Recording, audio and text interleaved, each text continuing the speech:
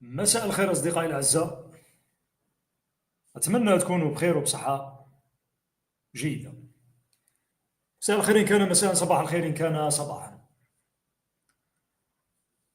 والله كاش نهار الواحد تحكمو كاش جلطة ولا كاش مرض شين من هذه الفيديوهات السياسية، وخصوصا السياسة تاع المنطقة تاعنا هذه. أولا حبيت نبدأ بموضوع عالمي يشغل الرأي العام العالمي، ومن بعد نحكي على الشأن الداخلي. ريمونتادا دونالد ترامب، أقوى ريمونتادا تاريخية سياسية برئاسات الولايات المتحدة الأمريكية أو رئاسيات الولايات المتحدة الأمريكية. هو الرئيس الوحيد اللي بعد خسارته قدر أنه يرجع مرة أخرى ليعين الرئيس رقم 45 والرئيس رقم 47 للولايات المتحدة الأمريكية. دونالد ترامب جاء في فترة حكيت لكم في الحلقة السابقة أنها فترة صعبة جدا، وفترة تاريخية، لأنه عنده مهام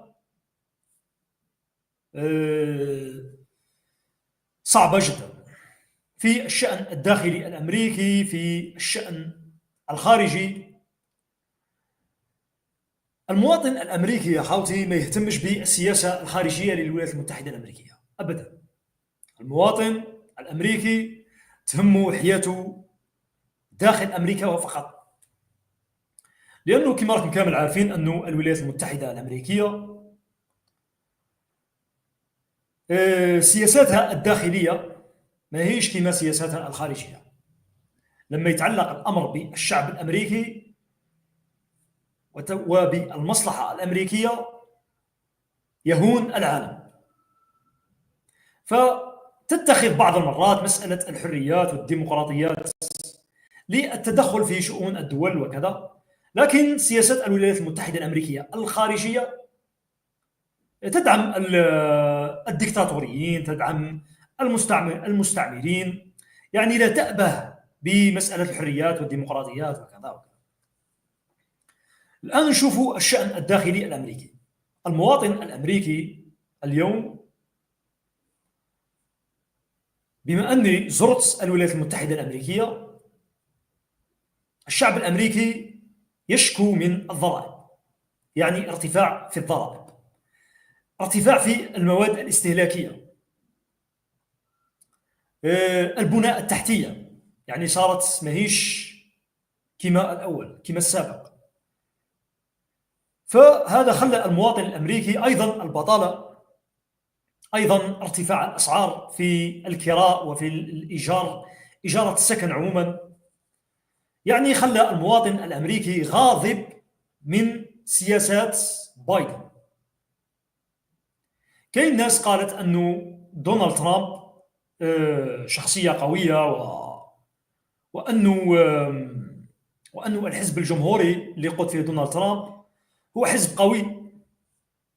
الإجابة اللي عند خوك أنه ماهيش قوة دونالد ترامب اللي فوزاته برئاسة أمريكا، لا، ضعف الحزب الديمقراطي وضعف منافسيه اللي هو جو بايدن، اللي هي كاميلا هاريس، هي اللي خلاته ينجح.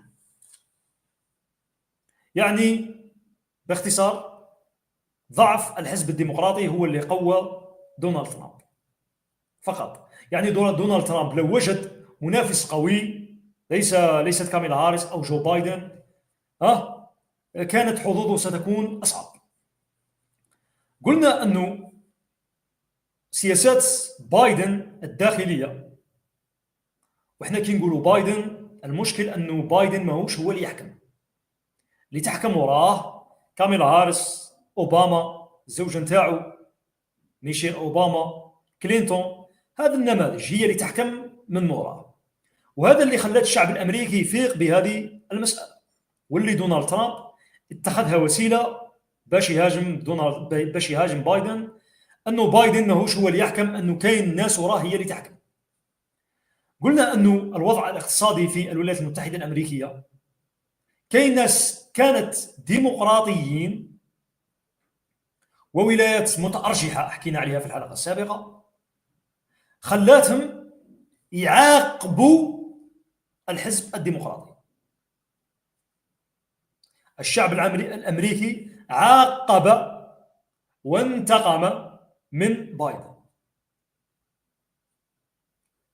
لأنه في الولايات المتحدة الأمريكية كاين ديمقراطية، كاين شفافية، ماهيش كيما الدول المتخلفة تاعنا. يعني كيما نقولوا دولة مؤسسات. لكن وصول ترامب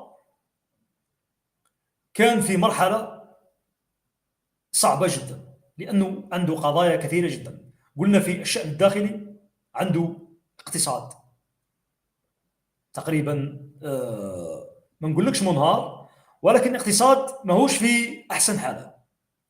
عنده نسبة تضخم لم يسبق للولايات المتحدة الأمريكية أن تمر به. عنده مشاكل داخلية من بطالة، من مهاجرين غير شرعيين. عنده مشاكل كبيرة داخلية، وعنده مشاكل أيضا خارجية، سياسة داخلية وسياسة خارجية. أنا أعتقد أن السنة الأولى ستكون اهتماماته صوب السياسة الداخلية. أما السياسة الخارجية، عنده حرب أوكرانيا وروسيا، عنده حرب غزة وإسرائيل وإيران، لبنان، عنده الصين وتايوان، وعنده التسارع الصيني في الاقتصاد وكذا وكذا. فدونالد ترامب حاليا في مرحلة تاريخية. هو يقول أنه سأوقف حرب أوكرانيا، سأوقف حرب لبنان، سأعمل، ولكن على أرض الواقع الأمور صعبة، ماهيش بالصورة اللي هو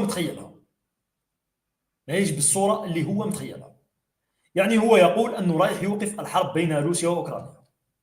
إذا أوقف هذه الحرب ستكون هناك خسائر ضخمة، خسائر تكبدها الاتحاد الأوروبي، خسائر تكبدتها أمريكا من أسلحة،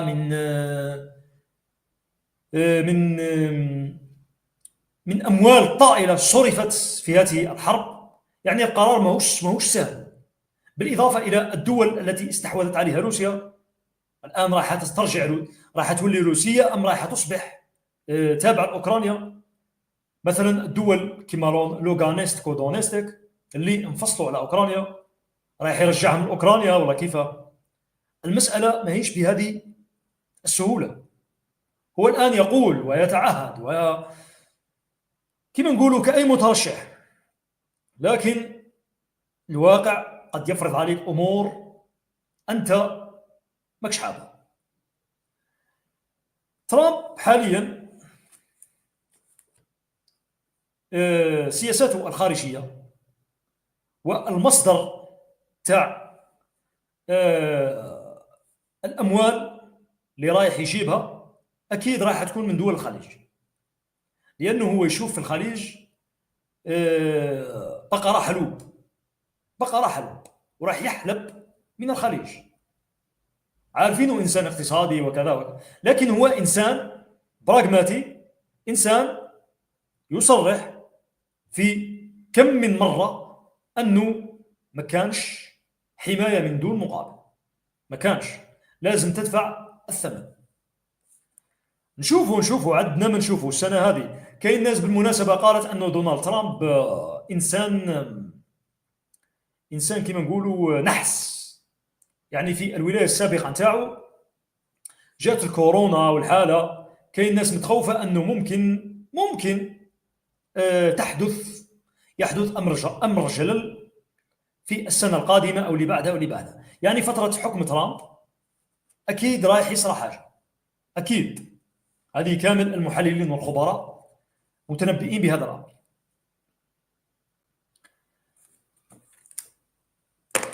حبيت نعطيكم واحد الملحوظة، مانيش عارف قليلا منكم ما التفت إليها. نشوفوا واحد الفيديو مع بعضنا البعض.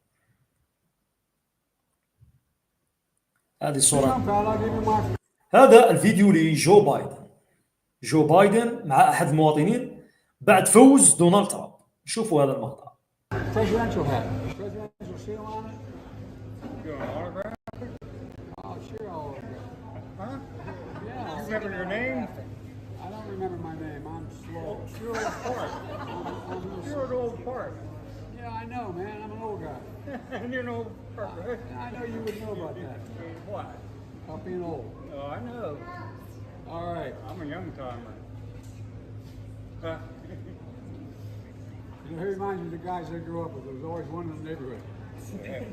Well, I'm the only one. There you go, man. I need that hat. هنا هذا المواطن عطاله القبعة اللي مكتوب فيها ترامب، الحملة تاع ترامب. Want my autograph? Hell no. شوف You know my name. Come on. I ain't going that far. Yeah, you said you would do a selfie. There he goes. هنا يلبس القبعة تاع دونالد ترامب.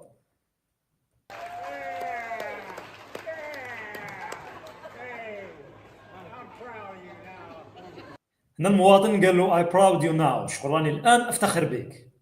نرجعوا شوية هنايا. جو بايدن اللي كان يتهم في ترامب صباح وعشية. نرجعوا شوية اللقطة هذه. هاي وين؟ You know my name. Come on. I ain't going that far. Yeah, you said you would do a selfie. There he goes. جو بايدن اللي كان يسب في ترامب صباح وعشية الآن يلبس قبعة دونالد ترامب.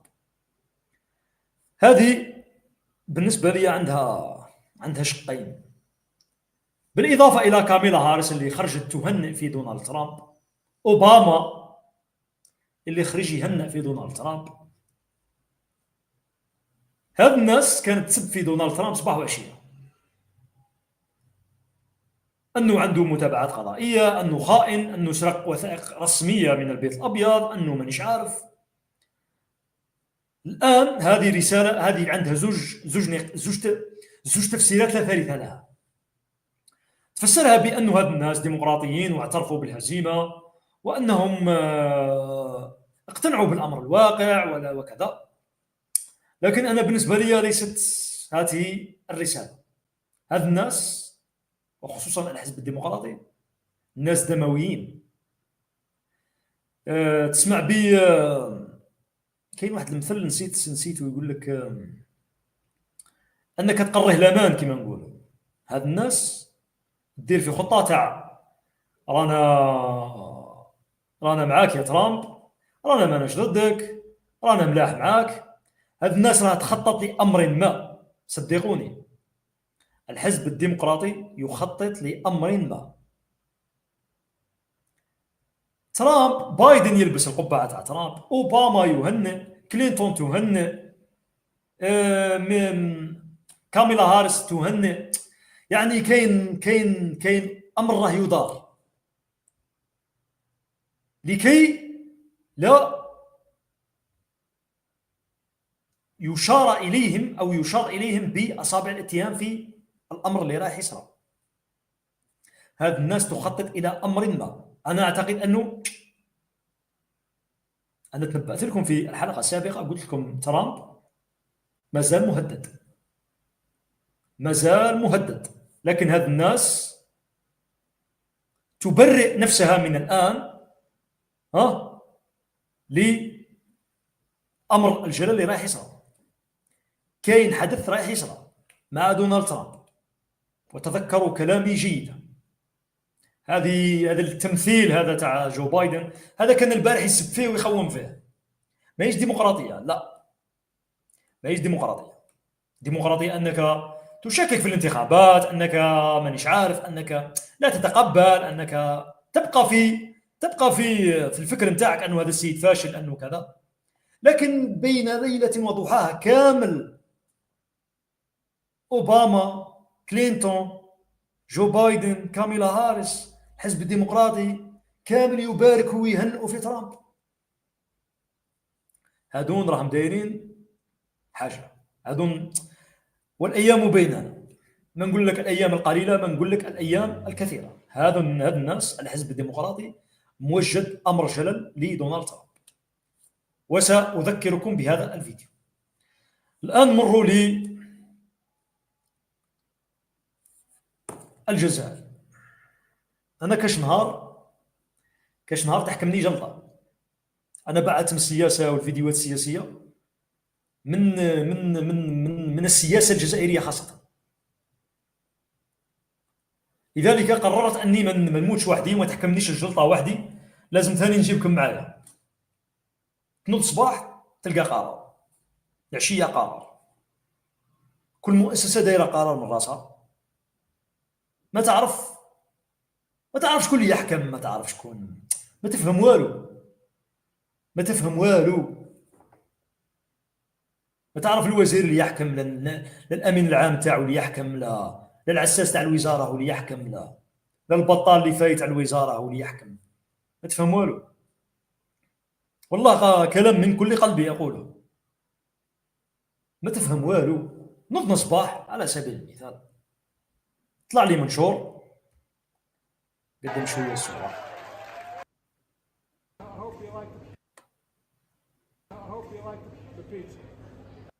Chinese. قدم لي شويه، قدم ماكش انت توجد روحك انت يا هاي وين. انهاء مهام المدير العام لبنك الجزائر، انهاء مهام الامين العام لجمعيه البنوك الجزائريه. نوض صباح انهاء مهام المدير العام لبنك الجزائر، وانهاء مهام الامين العام لجمعيه البنوك الجزائريه. الامين العام، المدير العام لبنك الجزائر، عارف باش تنح مدير ودير مدير ممكن العمله تاعك تنهار، ممكن، لانه مرتبطه ببورصه عالميه وكذا، ماهيش لعبه، باش تقيل بنك، مدير بنك، وخصوصا بنك الجزائر هذا ماهيش سهله يا خوتي. سقسوا علماء الاقتصاد في هذا الامر، ممكن ياثر لك على سعر العمله تاعك، ممكن ياثر لك على البورصه تاعك، ما تعرف، راه اسهم وراحيات قريت هذا الخبر، قلت لكم كاش نهار واحد تحكموا جلطه في هذا انا ما نحبش نحكي في السياسه الجزائريه، علاه؟ لانه في اي لحظه كما قال مايدي الله يرحمه هذاك، قال لك توقف تجي كونفوكاسيون. ربي يرحمه، توقف ماهيش تحكي، توقف تجي كونفوكاسيون، فما بالك تحكي. ايا قلت واش كاين واش منها، ايا قلت والله نشوف، نوريكم معايا واحد تقراو معايا.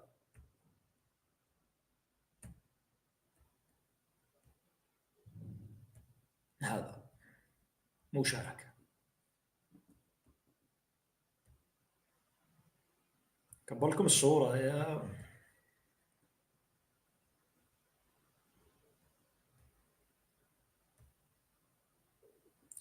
دقيقه يا خوتي.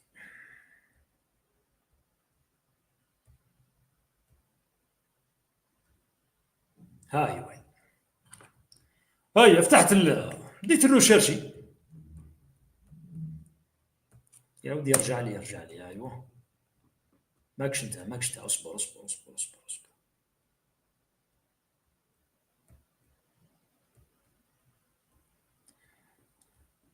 استنى دقيقه يا خوتي، ما تخلوش.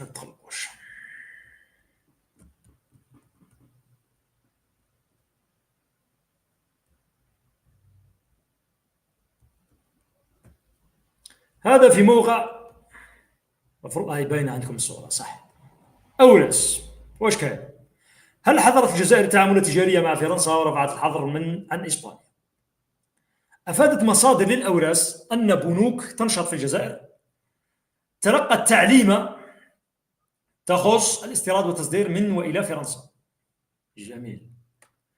وتنص التعليم على أنه بداية من تاريخ 5 نوفمبر الجاري، يعني عندها 4 أيام، لن تعالج البنوك عمليات التوطين الخاصة بالصادرات أو بالواردات الفرنسية من وإلى الجزائرية، في حين لم تصدر الجهات الرسمية الجزائرية أي قرار رسمي بهذا الخصوص. ويعني وقف التوطين البنكي حظر الاستيراد والتصدير من وإلى فرنسا. واستثنت التعليم الصادرات والواردات التي تمت معالجتها بتاريخ 4 نوفمبر الجاري، بالإضافة إلى الفواتير التي تمت معالجتها، فهي الأخرى غير معنية بهذا الحظر. وامتعضت فرنسا من القرار الذي رغم أنه لم يصدر من جهة رسمية، اسمع كلمة جهة رسمية شحال تعاود تسمع، لم يصدر من جهة رسمية يعني غير رسمية، إلا أنه قيد التجسيد على أرض الواقع، لا سيما اليمين الفرنسي المتطرف. وقال السفير الفرنسي السابق لدى الجزائر كرافيه دي نقاس ماذا وش اسمه كرافيه درياكتكور كيما هاك دريانكور هذا كرافيه. هذا بذل شكر فرنسا قررت الجزائر منع جميع الواردات والصادرات الفرنسية إلى فرنسا. نحن بالتأكيد عميان أو عميان. وتأتي هذه الخطوة في وقت تعيش فيها العلاقة الجزائرية الفرنسية توترا على أعقاب اعتراف الرئيس الفرنسي إيمانويل ماكرون بمغربية الصحراء الغربية المزعومة. زيد. وألغى رئيس الجمهورية عبد المجيد تبون الزيارة التي كانت ستعود إلى باريس في الخريف الجاري. من جهة أصدر بنك الجزائر تعليما للبنوك. اسمع. من جهة أصدر بنك الجزائر تعليما للبنوك يعلمون بها باستئناف عملية التوطين البنكي على الصادرات والواردات الإسبانية. وكان الجزائر قد حضرت الصادرات والواردات الإسبانية بتعليمات عممتها جمعية البنوك والمؤسسات المالية في ظل توتر العلاقات بين الجزائر العاصمة ومدريد بعد إعلان الدولة الإيبيرية دعم مقترح الحكم الذاتي في الصحراء الغربية. وتحسنت علاقة بين الجزائر وإسبانيا مؤخرا، يتم تعيين سفير جزائري بمدريد بعد سحبه في وقت سابق. زغلوا شوية الشاشة هذه صح. قال لك في هذا المقال أنه صدرت أوامر من جهة غير رسمية مانيش عارفين وين وشكون للجمعية العامة للبنوك هذه أنكم توقفوا الاستيراد والتصدير. أوامر غير رسمية منين ماناش عارفين. وقفت هذا البنوك هذا الاستيراد، وقفت دار التعليمات أنه توقف الاستيراد والتصدير. منين جابت هذا القرار؟ من جهة غير رسمية غير معروفة. راكم شفتوا، راكم قريتوا معي.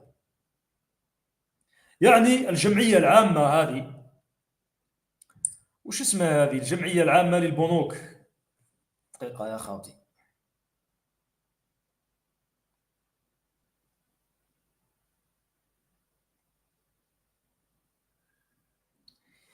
وش قلنا؟ جمعية البنوك الجزائرية أصدرت تعليما للبنوك أنهم يمنعوا الاستيراد والتصدير، يمنعوا التوطين. يعني منين جابت هذه التعليمة؟ قلنا جابتها في المقال هذا، على حساب هذا المقال جابتها من بنك الجزائر. هاي. ومن جهة أصدر بنك الجزائر تعليما للبنوك يعلمهم فيها باستئناف عملية التوطين البنكي على الصادرات والواردات الإسبانية. يعني بنك الجزائر أمر جمعية البنوك الجزائرية هذه بوقف الاستيراد والتصدير مع فرنسا وتوطين العلاقات مع إسبانيا بأوامر من قال لك جهة غير رسمية ليش معروفة. هذه علامة استفهام صح. نشوفوا الآن ما قال واحد آخر.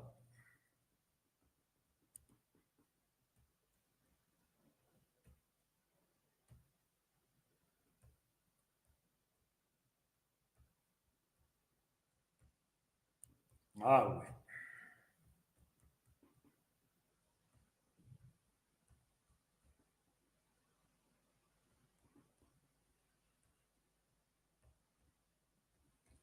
واش قال لك؟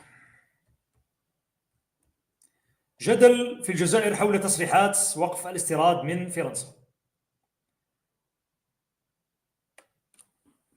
نفت الجزائر، هذا القدس العربي، اليوم الخميس أن تكون قد فرضت قيودا على الاستيراد من فرنسا، واعتبرتها مجرد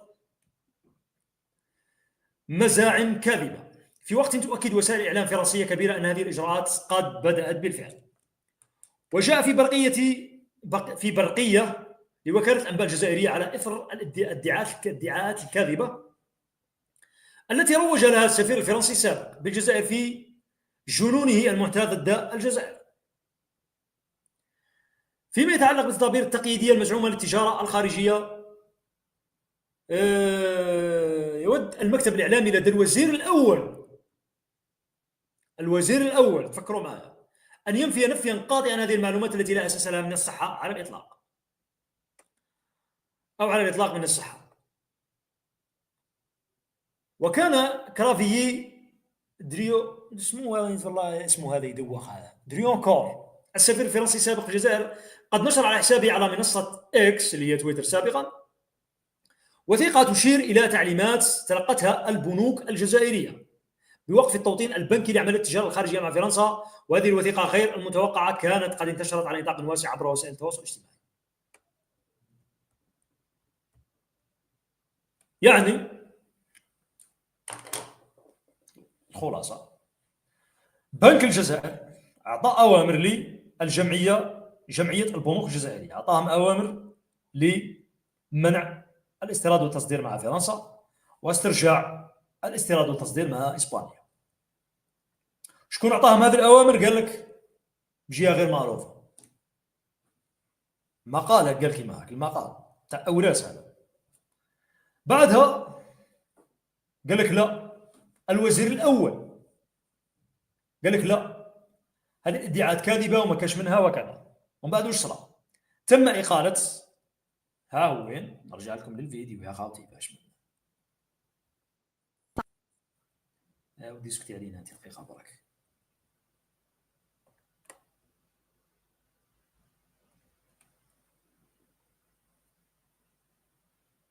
هاي وين؟ تم إنهاء مهام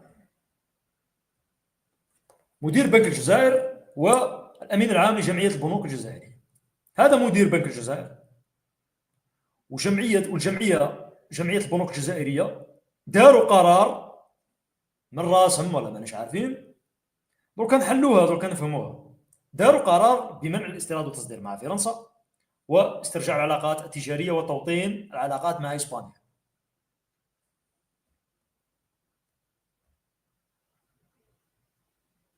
ارتفاع راك فاهمين؟ بعدها الوزير الأول قال ما كاش منها، بعد ما السفير السابق هذا مش عارف شو اسمه هذا الفرنسي قال لهم لا كاينه منها ودرتو. الوزير الاول قال لهم لا ما كاش منها، وانهى مهام مدير بنك الجزائر والامين العام لجمعيه البنوك الجزائريه. السؤال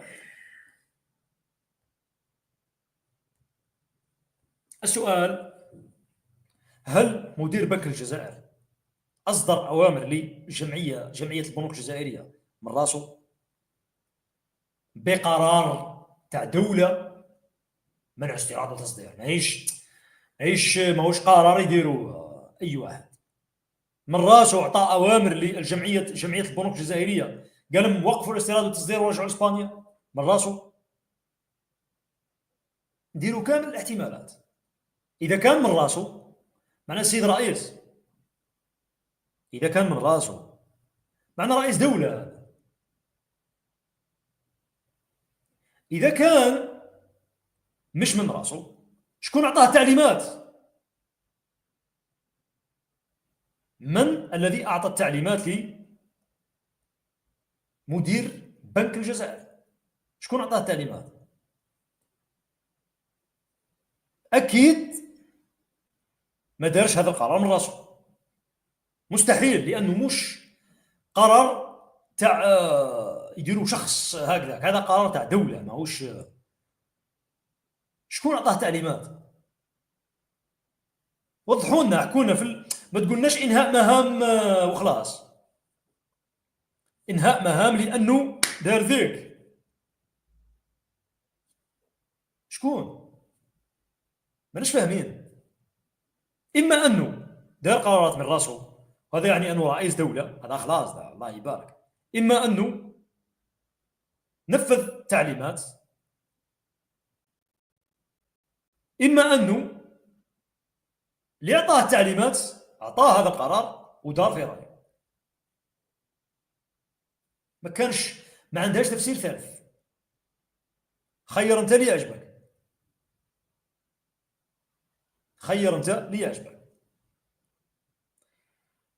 باش تقطع علاقتك مع اي دوله يا اخويا لازم تكون مؤمن اقتصاديا، عندك انتاج كيما نقولوا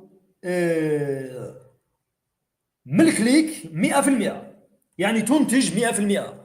باش تقطع علاقتك مع اسبانيا في استيراد القمح لازم تكون عندك زوج اختيارات، اما انك وجدت البديل، اما انك تنتج في القمح وعندك اكتفاء ذاتي من القمح.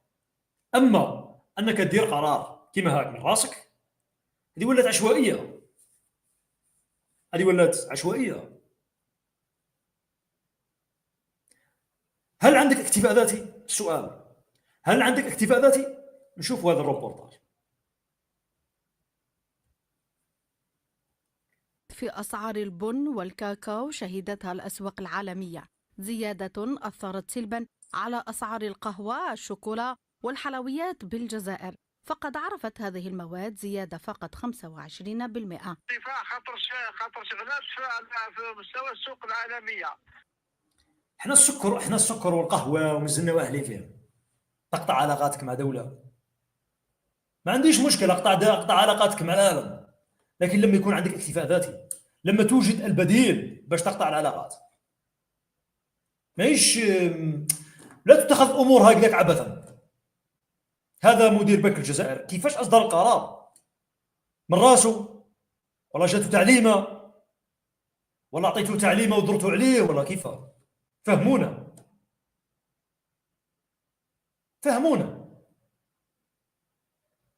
انهاء مهام وشو بالعافيه وما كاين والو، ما تفهم والو.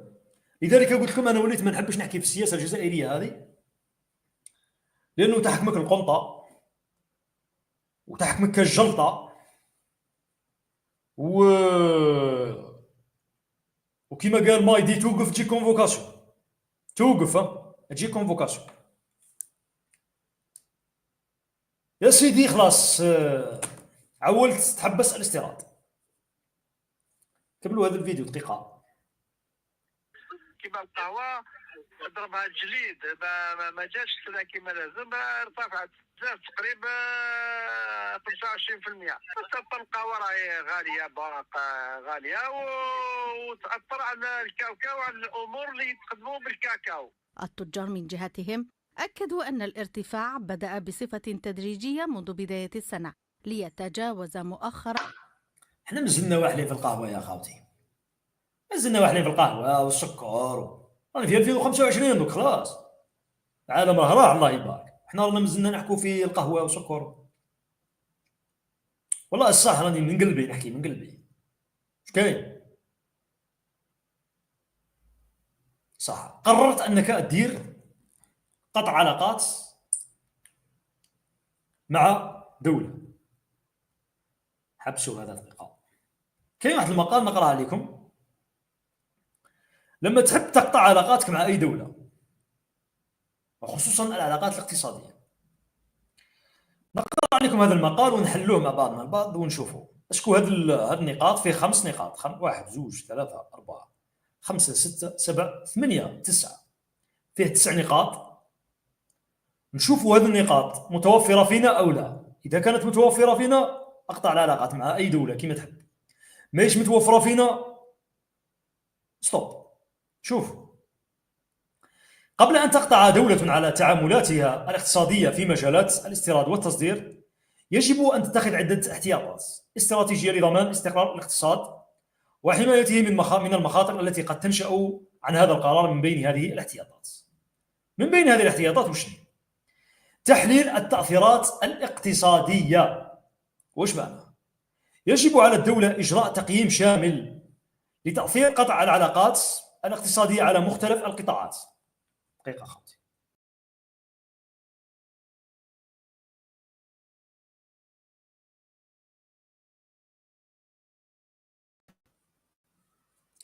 قلنا تحليل التأثيرات الاقتصادية.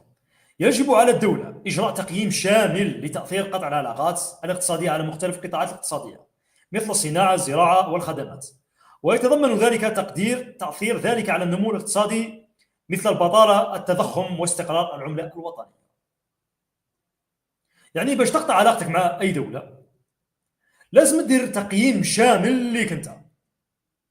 حبيت تقطع مثلا في مسألة مثلا القمح، هل عندك اكتفاء ذاتي من القمح؟ هل هذا الأمر راح يضرك كما نقولوا، راح يسبب لك تضخم؟ هل هذا الأمر رايح يزيد لك في البطالة؟ هل هذا الأمر مش رايح يأثر لك على العملة الوطنية؟ هذه الأمورات لازم كامل دير لها تقييم شامل، ما يشهاك. 2. تأمين احتياطات العملات الأجنبية.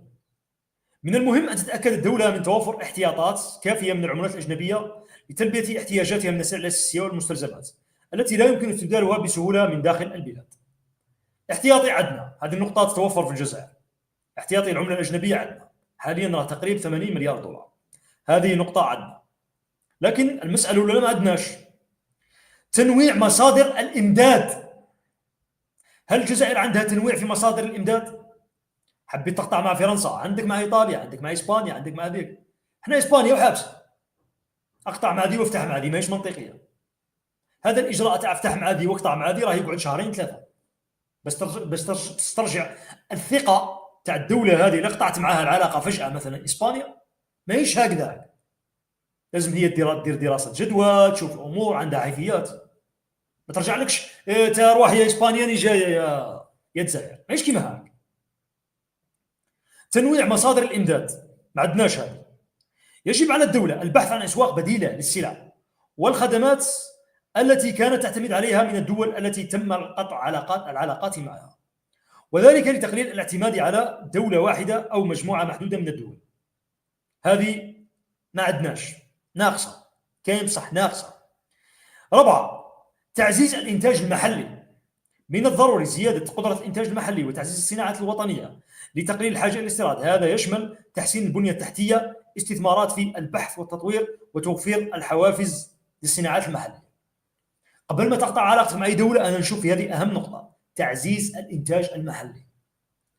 لازم يكون عندك اكتفاء ذاتي وتعزز إنتاجك محليا، تكون تصدر القمح، تنتج على الأقل عندك اكتفاء ذاتي. ما قلتلكش صدر، على الأقل عندك اكتفاء ذاتي في السلع الأساسية. ساعتها تقدر تقطع علاقتك مع أي دولة تستورد من هذه المادة. الإنتاج المحلي ناقص حاليا. تتوفر فينا نقطة واحدة من هذه النقاط، قلنا اللي هي احتياطي العملة الأجنبية، وهذه عندنا. 5. إدارة الأسواق المحلية بعناية. يجب على الدولة مراقبة الأسواق الداخلية عن كثب لضمان استقرار الأسعار وعدم حدوث نقص في السلع الأساسية. قد يتطلب الأمر وضع آليات لضبط العرض والطلب في الأسواق المحلية. إدارة الأسواق المحلية بعناية، يعني الدولة لازم تراقب الأسعار، تراقب الأسواق. اليوم البطاطا 15,000، الطماطيش 20,000. تقول لي وش علاقتنا بالسياسة؟ ساعة واحد يقول لك أنا ما نحبش نحكي في السياسة. يا حبيبي لما تهبط للسوق وتلقى البطاطا 15,000 والطماطيش 20,000، هذه السياسة اللي خلات السوق رايح يولي كيما هاك. عجلة اقتصادية اسمها يا خويا، رايح تحكي في السياسة شئت أم أبيت. صح، ما عندناش إدارة تاع أسواق محلية ورقابة صارمة، ما عندناش. دولة تسعى لذلك لكن مش بالصورة الكافية. إعادة التفاوض على الاتفاقيات التجارية. إذا كان القطع يتعلق بالدول الموقعة على اتفاقية تجارية، فإن الدولة قد تحتاج إلى إعادة التفاوض بشأن هذه العلاقات مع دول أخرى لضمان استمرار التدفق التجاري من مصادر بديلة. يعني مفروض حبيت تقطع علاقتك مع فرنسا، لازم دير اتفاقات تجارية مع دولة واحدة أخرى على الأقل قبل القطع. ما هيش بين ليلة وضحاها تقطع منها افتح منها. ما هيش أرواح يا إسبانيا اسمحي لي أني جايتك يا الجزائر، ايش كيما المستثمرين تاعها ماهوش خلاص منذ قطع منذ تلك القضية راح تكون هناك نقاط. يعني الإسباني، المستثمر الإسباني أو الدولة الإسبانية لما رايحة ترجع على العلاقات الاستراتيجية معك والتجارية معك، رايحة تدير حاجة اسمها دراسة جدوى، لازم تديرها. الأرضية نتاعك آمنة ولا ماهيش آمنة للمستثمر؟ ماهيش آمنة، لأنه بين ليلة وضحاها قطعت العلاقات معايا، ما نقدرش نرجع نستثمر معك، لأنه رأس المال جبان كما يقول علم الاقتصاد. 7. إعداد خطة طوارئ. ينبغي أن يكون لدى الدولة خطة طوارئ واضحة للتعامل مع أي أزمات اقتصادية قد تنشأ نتيجة القطع، بما في ذلك تدابير لتأمين المواد الأساسية مثل الغذاء والطاقة. طاقة الجزائر عندها اكتفاء، هذا الحمد لله. الغذاء ما عندناش، لازم تدير خطة تاع طوارئ. هذو الصوالح كاع ما درناهمش صح. 8. حماية الاستثمار المحلي، هذه أهم نقطة. يجب أن تتخذ الدولة خطوات لحماية الاستثمارات المحلية وتشجيعها، بما في ذلك ضمان استقرار الأوضاع القانونية والمالية لجذب الاستثمار المحلي والخارجي. هذه النقطة راح نحكي عليها هي التالية، راح نربطها بواحد الفيديو. التواصل مع الشركاء الدوليين. يجب على الدولة العمل على تعزيز العلاقات الاقتصادية مع شركاء آخرين سواء كانت دولا أو تكتلات اقتصادية لتوسيع قاعدة شركائها التجارية. باتخاذ هذه الاحتياطات يمكن للدولة تقليل المخاطر المحتملة وضمان استقرار اقتصادها في حال قررت تقليص أو قطع التعاملات الاقتصادية مع دولة أخرى. هذه النقاط كامل ما عندناش، عندنا فيهم نقطة واحدة اللي هي الاحتياطي تاع النقد. أهم نقطة عندي هي التواصل مع الشركاء الدوليين. لا، أهم نقطة عندي هي حماية الاستثمار المحلي. يجب أن تتخذ الدولة خطوات لحماية الاستثمارات المحلية وتشجيعها بما في ذلك ضمان استقرار الأوضاع القانونية والمالية لجذب الاستثمار المحلي والخارجي. قال لك لازم باش تقطع علاقتك مع أي دولة خصوصا اقتصاديا عندك نقاط تمر عليها، عندك بدائل، عندك إنتاج محلي، عندك مستثمرين، عندك خطة A B C، عندك تنوع في مصادر الاستيراد والتصدير، عندك احتياطي في النقد. هذه النقاط لازم كامل تكون عندك باش تقطع علاقتك مع أي دولة اقتصاديا. أهم نقطة عندي اللي شفناها قلنا هي تاع الاستثمار. هل المستثمر كمستثمر أوروبي ولا مستثمر أمريكي ولا هل الجزائر بيئة مناسبة للاستثمار؟ الاستثمار هذا الإنسان ماهوش جاي يحوس ويروح، هذا الإنسان راح يبخ الأموال للجزائر، هذا جاي بدراهمه هذا. وأكثر حاجة تخوف الإنسان هي المال. باش يكون إنسان جايب لك رزقه ماهيش حاجة سهلة، لازم يطمئن تمام الاطمئنان ويثق كل الثقة أنه البيئة نتاعك آمنة، لأنه رأس المال جبان كما قلنا. نشوفوا واحد الفيديو. هذا إنسان تاع حدايدي، أنا بالمناسبة أنصحكم بممارسة الرياضة وشرب الماء. هذا إنسان تاع مسكيلاسيون وعراقي، إنسان معروف، حب يجي في زيارة للجزائر. هذا جاي حواز ماهوش مستثمر، جاي يحوس، جاي يشوف الجزائر. نشوفوا هذا الإنسان، أكيد شفتوه في التيك توك في الله، يعلق على هذا الأمر. شوفوا. نسبة 80 دينار في بعض الأنواع. نسبة قهوة، خاصة القهوة قهوة. يا ودي ايش من قهوة ثاني انت بعد لي هكذا مزلنا مباصين في القهوة. لا كانت الغالية قد دير واحد 25 24، دوكا الرخيصة كاع وراهي فايت. الشعب يحكي في السوق العالمي على قدم نشر. قدم قدم. والله راح نقدم ها. فيزا. هذا الانسان اكيد شفتوه، هذا الانسان تعرفوه، هذا انسان لاعب كمال اجسام، بالمناسبه نوجه له تحيه. هذا عنده نصائح مهمه جدا للناس اللي حابه تمارس هذه الرياضه. حاب يجي في زياره للجزائر، ماهوش مستثمر، ماهوش جايب المال تاعو وكذا. نشوفوا هذا الانسان واش صرا. فيديو مضحك ومؤسف في نفس الوقت. على راسي. متى تجي للجزائر؟ والله راح قدمنا فيزا على السفاره اللي موجوده بدبي. بالبدايه قالوا لنا حضر 20 ورقه، هوايه اوراق طبعا. قالوا له في السفاره تاع الجزائر اللي في دبي جيب لنا 20 ورقه. بالسفاره حصرا اوراق ما يقبلون اونلاين. وبعدين لما خلصتها رحت قال لي بانه لا، لازم تسوي. جبت له الاوراق كلها. وطبعا بدبي والله العظيم قلبت الدنيا لحتى لقيت طابعه واحد يطبع اوراق، تخيل، لانه بدبي كل شيء اونلاين. نزلنا في حكايه طابعه. رحت طبعت الاوراق خلصناها. رحت عليه كان يقول لي ها لا، هسه انت جبت الاوراق كلها، لازم تفوت على الابلكيشن وتقدم طلب اونلاين، وبعد تقدم طلب اونلاين تصور الورقه وتجيب لي اياها مع هاي الاوراق. قلت له جزاك الله خير، تركته وطلعت. سمعتوا وش قال؟ الاوراق كلها. وطبعا بدبي والله العظيم قلبت الدنيا لحتى لقيت طابعه واحد يطبع اوراق، تخيل، لانه بدبي كل شيء اونلاين. رحت طبعت الاوراق خلصناها. هذا حب يجي الجزائر سياحه، لاعب كمال اجسام. احنا رانا حكينا في الاقتصاد وفي كذا، قلنا هل المستثمر يقدر يجي للجزائر؟ المستثمر اللي جايب المال، رزقه جايب رزقه وجاي للجزائر، يقدر يجي ولا والو؟ احنا ضربنا بمثال بهذا لاعب كمال اجسام جاي مش بالمال، جايب لاطاي، جايب البيسابس والتريسابس ولي باك ولي دورسو، والدورسو مش لي دورسو. وش قالوا له في السفاره تاع الجزائر في دبي؟ هات لنا 20 ورقه. رحت عليه كان يقول لي ها لا، هسه انت جبت الاوراق كلها، لازم تفوت على الابلكيشن وتقدم طلب اونلاين، وبعد تقدم طلب اونلاين تصور الورقه وتجيب لي اياها مع هاي الاوراق. ما قالوا لكش روح غدوه روح غدوه، وش ما تعرف واحد السفاره يهنيك؟ ما قالوها لكش هاد الصوالحه؟ اكيد قالوها له.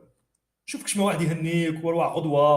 هاو هذا انسان لاعب كمال اجسام، ما قدرش يجي للجزائر، جاي يحوس، جاي يشوف البلاد، ما قدرش. يجيك مستثمر انت مريض، مستحيل. كذبوش على بعضنا يا خاوتي، ما يجيكش المستثمر، ما يجيكش. ها وين لاعب كمال اجسام ما قدرش يجي للجزائر. جزائريين في اوروبا واحد طاح له الباسبور، واحد حراق وحاب يولي، ما يقدرش يرجع للجزائر.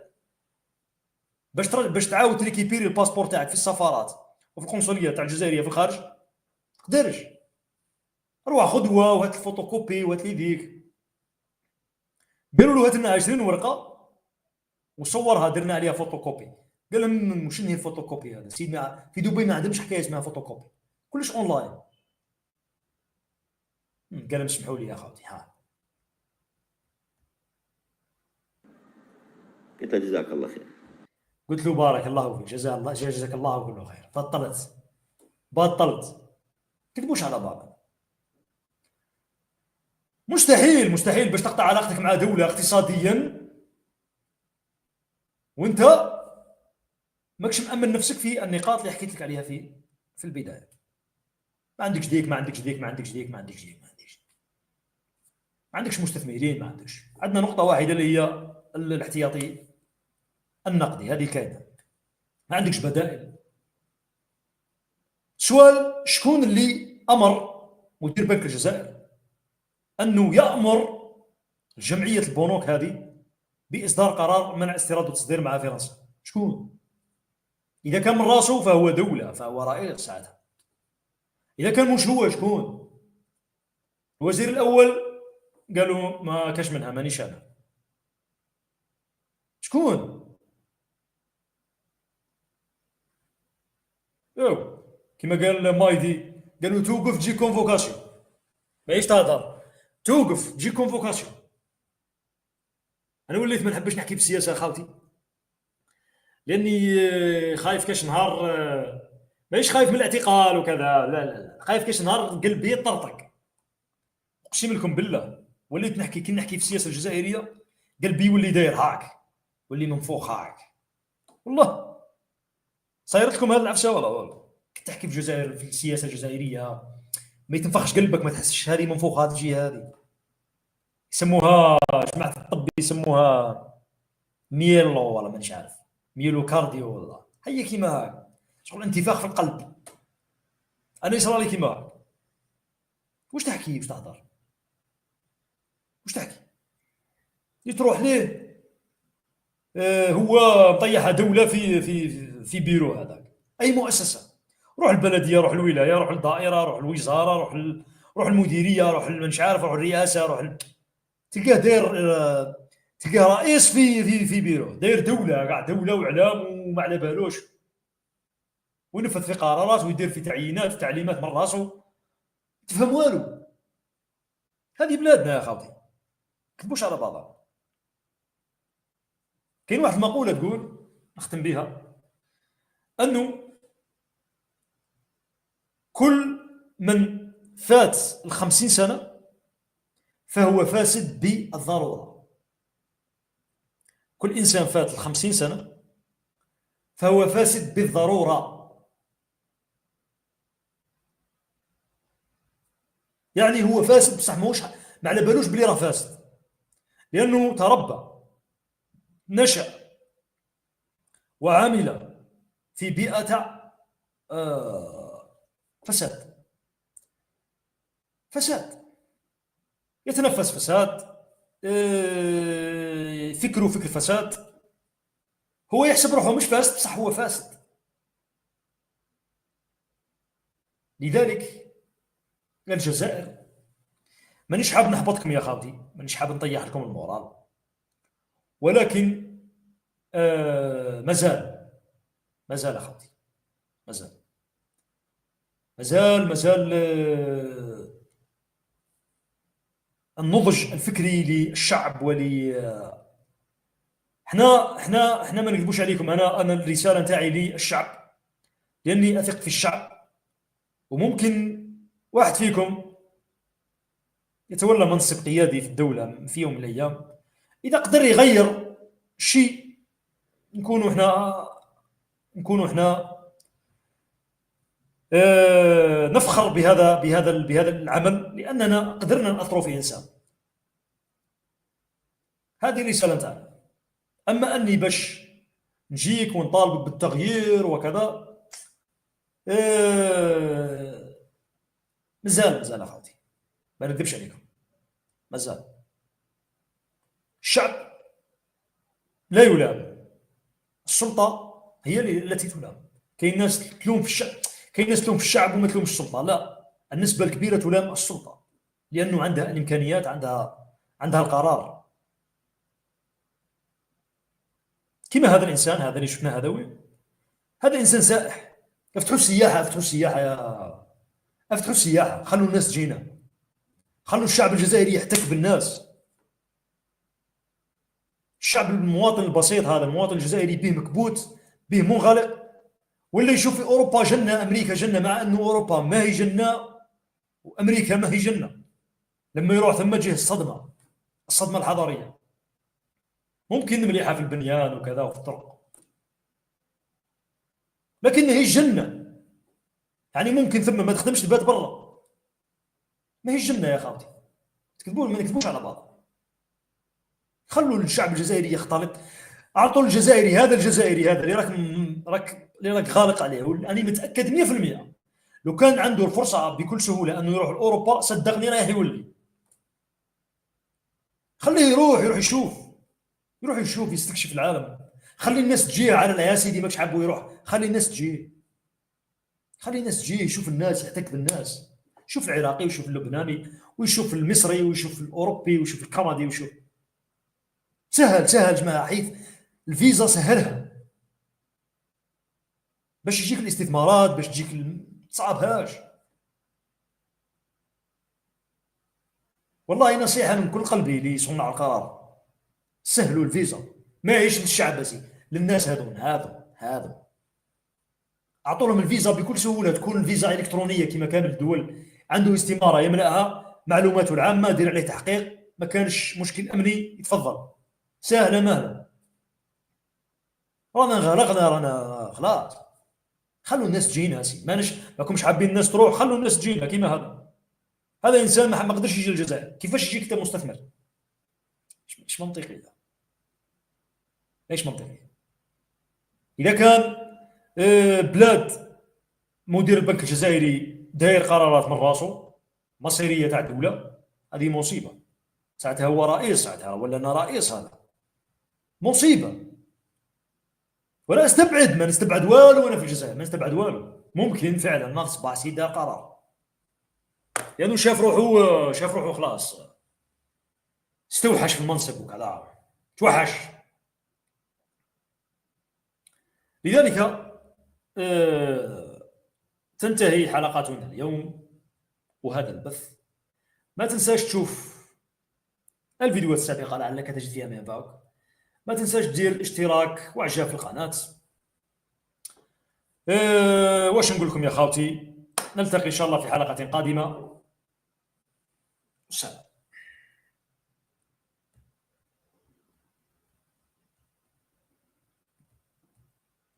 استنى نقرا كومونتير. تشوف حبيت نخرج دقيقة.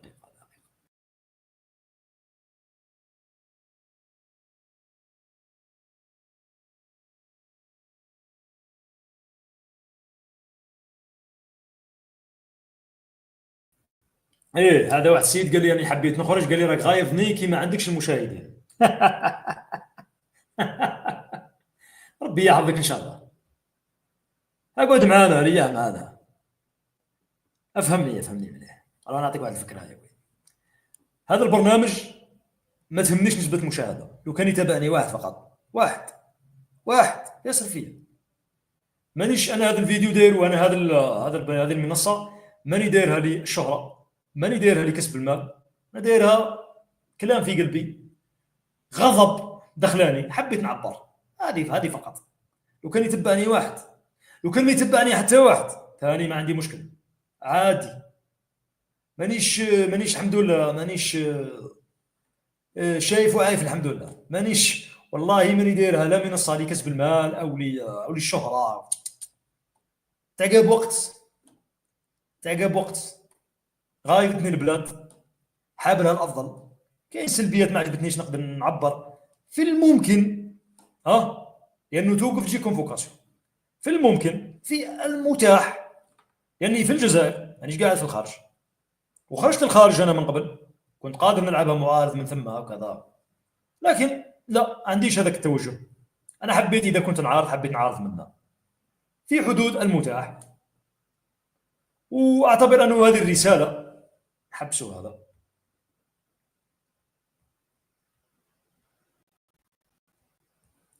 حبستني انت، كيف راك تمشي انت؟